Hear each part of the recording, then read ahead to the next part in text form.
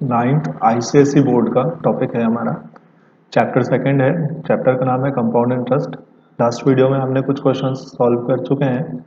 अब हम question number 6 से सॉल्व करना स्टार्ट करेंगे। ठीक है, तो क्वेश्चन नंबर 6 एक बार हम देखते हैं क्या गिवन है। और जो भी इस वीडियो पे, जो भी हमारे चैनल पे नए हैं, प्लीज़ लाइक करिए, कमेंट्स करिए और सब्सक्राइब करिए। देखिए क्वेश्चन नंबर 6 क्या गिवन है। A borrowed rupees A borrowed rupees 2500 from B. ठीक है, ए ने बी से 2500 रुपीज बोरो किया एट द रेट ऑफ 12% पर एनम। ठीक है, after 2 years A gave rupees 2936 at a watch to B to clear the amount, find the cost of the watch. तो अगर आपने क्वेश्चन को रीड किया तो आपको ये समझ में आना चाहिए, जो ए ने बोरो किया वो आपका क्या फॉर्म करेगा, प्रिंसिपल फॉर्म करेगा। तो आपकी प्रिंसिपल की वैल्यू क्या हो गई, 2500 रुपीज। ठीक है, अब जब उसने रेट ऑफ इंटरेस्ट जो था, तो रेट ऑफ इंटरेस्ट क्या था, 12% रेट ऑफ इंटरेस्ट है।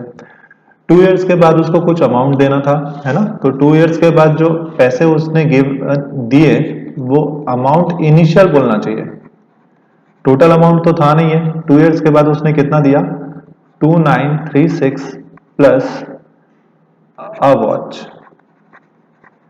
ये क्वेश्चन अगर आप अच्छे से समझेंगे तो आपको ये समझ में आएगा वॉच का मतलब क्या हो रहा है। अमाउंट देखिए, आपको रेट ऑफ इंटरेस्ट है, आपके पास टाइम भी है, आपको 2 years है आपके पास टाइम।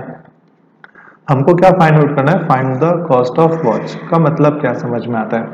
देखिए कुछ लास्ट वीडियोस में हमने देखा था, अगर हमारे पास 1000 रुपीज है, रेट ऑफ इंटरेस्ट हमारा, हमने 1000 रुपीज किसी से बोरो किया है, रेट ऑफ इंटरेस्ट था हमारा 10%, और मुझे अगर 2 years के बाद उसको रिटर्न करना था, तो मैं उसको फर्स्ट ईयर में तो 100 रुपीज दे रहा था, तो 2 years के बाद अगर आपको याद होगा तो मैं अमाउंट उसको दे रहा था, ये है ना, 1210 रुपीज। तो कई बार क्या होता है, जब हम उनको अमाउंट रिटर्न करने जाते हैं तो हमारे पास वो सफिशिएंट पैसे होते नहीं है ना। तो ये केस वैसा ही है, हमारे पास ए के पास सफिशिएंट अमाउंट था नहीं क्लियर करने के लिए। तो उसने क्या किया, उसने अपने पास जितने रुपए थे, तो उसके पास कितने रुपए थे, 2936 रुपीज उसके पास थे, और कुछ एक्स्ट्रा पैसा मिलाया। कितना एक्स्ट्रा पैसा मिलाया होगा, सपोज इस क्वेश्चन में अगर हम जाते हैं, मैं बोलता अगर मैंने उसको 1150 रुपीज दिया, है ना, 1150 रुपीज दिया, मुझे देना कितना था, 1210 रुपीज, और मैंने उसको एक वॉच दे दिया। तो अब बताइए वॉच का जो कॉस्ट रहा होगा वो कितना रहा होगा, 60 रुपीज रहा होगा, है ना, 60 रुपीज रहा होगा। तो वैसा ही क्वेश्चन यहाँ पर भी आपको सॉल्व करना है। ठीक है, तो चलिए हम स्टार्ट करते हैं। हमको कुछ नहीं करना है, हमको अमाउंट फाइंड आउट करना है, और अमाउंट फाइंड आउट करने के बाद आप जो इस गिवन क्वेश्चन में अमाउंट गिवन है उससे माइनस कर देंगे तो आपको कॉस्ट ऑफ वॉच निकल जाएगा। ठीक है, चलिए देखें अमाउंट का हमने देखा, है ना, हमने देखा पहले इंटरेस्ट फर्स्ट ईयर के लिए। ठीक है, सिंपल इंटरेस्ट मैं बोलता हूं, आप इंटरेस्ट बोलिए। इंटरेस्ट फर्स्ट ईयर के लिए पीआरटी बाय 100, प्रिंसिपल हमारा था 2500। ठीक है, प्रिंसिपल हमारा कितना था, 2500, रेट ऑफ इंटरेस्ट था हमारा 12%, टाइम फर्स्ट ईयर के लिए कैलकुलेट कर रहे हैं करके 1, 25 टेंस 100, और ये हो जाएगा आपका 300 रुपीज। तो आप बताइए अमाउंट कितना आया फर्स्ट ईयर के लिए, जो सिंपल इंटरेस्ट आया वो आया 300। अमाउंट फॉर फर्स्ट ईयर ये कितना होगा, प्रिंसिपल प्लस इंटरेस्ट। तो प्रिंसिपल कितना है आपका 2500, प्लस आपका इंटरेस्ट कितना आया 2005, इसको आप ऐड करेंगे तो 2800। ठीक है, 2800 हमको फर्स्ट ईयर का अमाउंट मिला। अब आपको पता है ये जो फर्स्ट ईयर का अमाउंट है, ये सेकेंड ईयर के लिए क्या फॉर्म करता है, सेकेंड ईयर के लिए प्रिंसिपल फॉर्म करेगा। क्या फॉर्म करेगा, ये सेकेंड ईयर के लिए प्रिंसिपल फॉर्म करेगा। तो जब हम कैलकुलेट करेंगे सेकेंड ईयर के लिए, तो सेकेंड ईयर के लिए जो हमारा कैलकुलेशन होगा, प्रिंसिपल की वैल्यू होगी 2800, रेट ऑफ इंटरेस्ट अगेन 12% रहेगा, और जो हम टाइम ईयरली कैलकुलेट कर रहे हैं तो 1 ईयर रहेगा ये। इसमें किसी को डाउट है, चलिए देखो अब हम कैलकुलेट करेंगे सिंपल इंटरेस्ट, है ना, इंटरेस्ट फॉर सेकेंड ईयर। तो ये क्या होगा, पी आर टी बाय 100। अब देखिए 2800 रेट ऑफ इंटरेस्ट की वैल्यू है यहाँ पर 12, टाइम है 1 डिवाइड बाय 100, 0000 कैंसल। अब 28 इंटू 12, तो ये हो जाएगा 56 इंटू 28, 131336।